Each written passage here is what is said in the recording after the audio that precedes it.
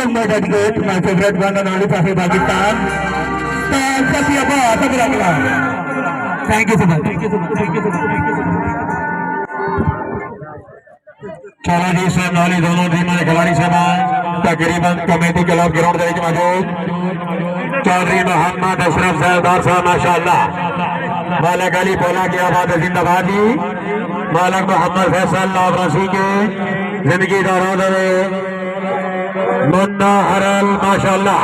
फखरे गम सवारी चौधरी अली गुरु राना साहब जिंदाबाद ग्राउंड में खुश आमदीद बिस्मिल्लाह जी आना